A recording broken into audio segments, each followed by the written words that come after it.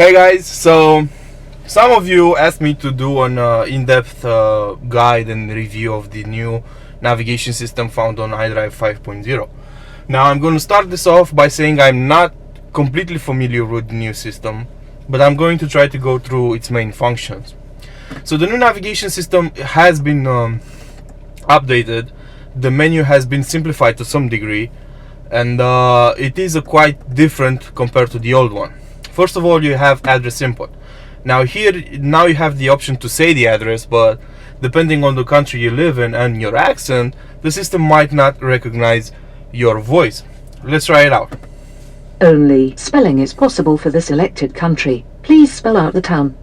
As you can see, depending on the country, the system will only work with spelling or complete addresses. So we're not going to use that because we're in Romania right now, and the country isn't perfectly configured right now. So you can select the country. There's quite a long list you can use. After you select the country, you're going to select the city you're going to, the street, and the number. You can also use recent destination. This is something you had on the old system as well, and enter new destination. Now, this is a new submenu. You can quick search. For example, if you're going to an important point of interest that is very well known and is already in the system, you can use it. You can go to your home address, but you have to set it up first. So you just enter the submenu and enter the home address in your navigation system.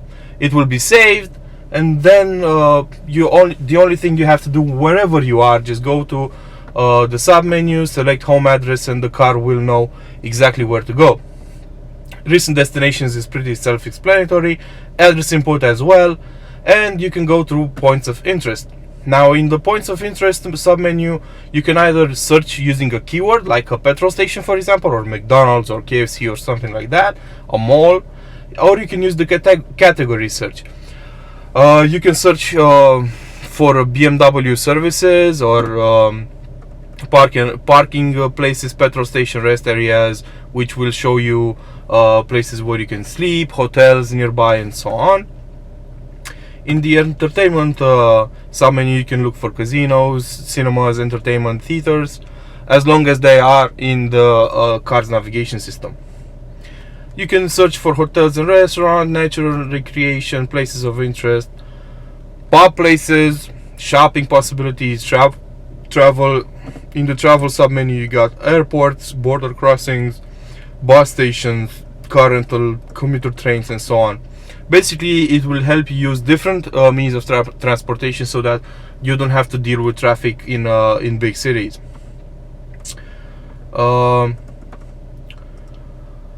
This favorite points of interest submenu is adapted depending on what searches you've made in the past. So if you used to search for petrol station a lot, it will show up here, parking as well, and so on. A new feature for this new iDrive 5.0 system is that if the contacts in your phone have also addresses attached to their cards, you can basically use them and go to a certain contact. For example, if one of my contacts, but none of them have a home address input in my phone. If one of them had, though, I can just reach them by using this submenu. And also you can use GPS coordinates if you don't have an exact point you need to reach. If there's an area that's not on the map, for example, if you want to go to certain forest near a city, you can just use GPS coordinates. You can also add intermediate destinations. So basically, you can set up a travel log, a travel map. So let's say you want to go from New York to LA, but you want to pass through, I don't know, Oklahoma City or St. Louis. You can add points along the road so the car will guide you through them until you reach your final destination. You can also open the map The options in the map are pretty much the same as on the old system. You can choose the kind of route that will be displayed, either fast.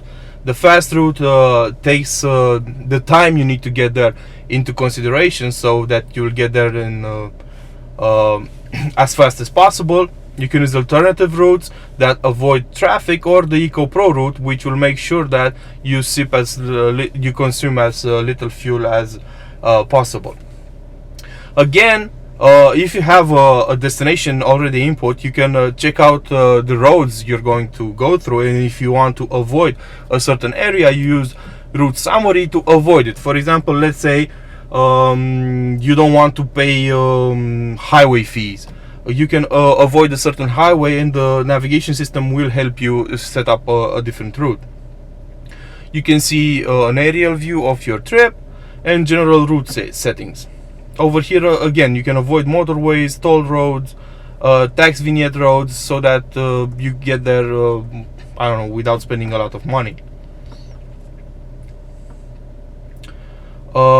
You can enable or disable spoken instructions. Basically the car won't tell you where to go. You can enable or disable traffic information, but this option only works in certain areas where BMW has traffic information. And you can see additional info: points of interest, traffic flow, traffic events, satellite images. You can also set up journeys. You can import a journey from a USB device. You can import a journey from your phone using the BMW connected drive. For let's say you're at home, you're using Google Maps, and you want to use that specific route you set up using Google Maps inside your car, you can save it on your phone using connected drive. You can import it then into the car's navigation system, and you can also use the settings submenu to see if you receive traffic information, the map elements that are shown, 3D buildings or not. Again, 3D buildings are only available in the top of the line navigation system. I think it's the professional one, not the business one. You can choose the map style. You can be standard or alternative. I'm going to go for alternative. You can go for day and night driving modes. The one you're seeing is the day mode, but you can also go for night mode, which will be easier on the eye. Or you can just go for automatic, and when the car detects it's night out, it will automatically adjust.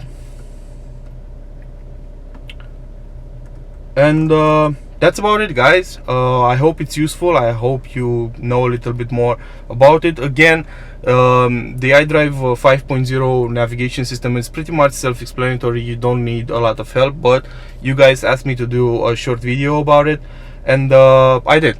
You can also use the buttons on the radio under the CD player fan here. Basically, you can set up, for example, right now the trip computer is on 1, so if I press 1, it will show me the fuel consumption. If I press 2, it will show me the iDrive, xDrive status. If I press 3, it will show me the sport displays. These are basically shortcuts, and you can assign them all just by barely touching the button. And you can if you're in a certain function, for example, let's say you're in media, right? You're just hovering here, keep holding 4, and it will save a certain shortcut. Of course, it doesn't work for everything. As you can see, it doesn't work for media, but let's say you want to set it up for iDrive settings. Let's go to lights,